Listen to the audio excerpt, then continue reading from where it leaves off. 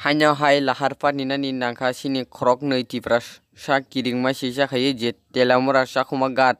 ajago je program naye je kipil phepru tsr kem buskango je accident ngai krok nei tipras sa langma chona ni nangka jagawono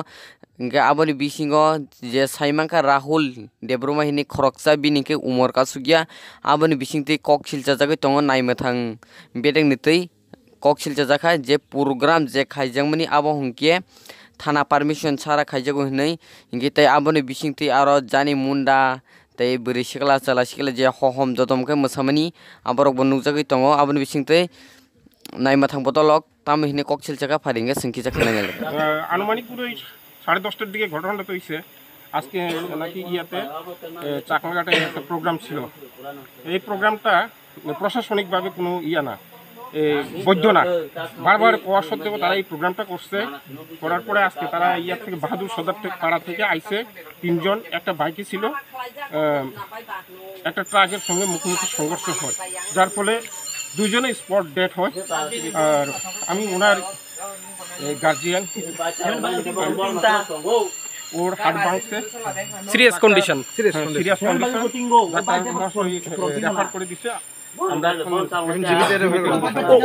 ওর নামটা কি ওর নাম আজকে না মানে গতকালকে আনুমানিক 11টা 45 থেকে 11টা 50 মিনিটের মধ্যে রাত্র তেলিমুরা ফায়ার সার্ভিস ডিপার্টমেন্ট তিনজন আননোন অপ্রাপ্ত বয়স্ক আর টিনেজার পেশেন্ট নিয়ে আইছে unknown patient fire service information যা দিল যে চাকমাঘাট টিয়াসার ক্যাম্প সংলগ্ন জায়গা থেকে উদ্ধার করা হয়েছে এই তিনজনের মধ্যে একজন ব্রড ডেড আর বাকি দুজনের অবস্থা খুবই ক্রিটিক্যাল এর মধ্যে একজন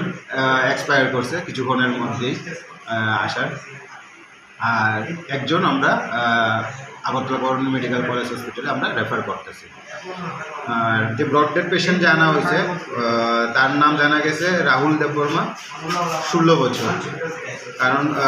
আনার সময় ফায়ার সার্ভিসের সঙ্গে কোনো পেশেন্ট পার্টি ছিল না তো সেই কারণে আমরা পেশেন্টটার পরিচয় আমরা সেরকম জানতে পারছি না ফায়ার সার্ভিস ডিপার্টমেন্টের কাছেও পরিচয় ছিল না তো এখন এই যে দুজন মারা গেছে আমি ওনার ইনফরমেশনটা আমরা তেলামুরা পিএসে আমি ইনফরমেশন দিয়ে দিয়েছি তো বাকিটা সেই মোতাবেক পুলিশে ইনভেস্টিগেশন পুলিশ স্টেশন থেকে দুজন কনস্টেবল পাঠাইছিল রিপোর্টের লেখা যে কি হয়েছে তারপর আমি লিখিত আমি ইনফরমেশন দিয়ে ঘটনাটা তো মহালয়ার আগের রাতের ঘটনা ঘটনাটা মহালয়ার আগের রাতের ঘটনা তারা কি ড্রাঙ্ক অবস্থায় ছিল ড্রাঙ্ক অবস্থায় তিনজনের শারীরিক অবস্থা এত খারাপ যে কোনো কিছু পারবলি রেসপন্স করতেছিল না ওরা কিন্তু যতটুকু ওদের মানে শারীরিক কন্ডিশন তারপর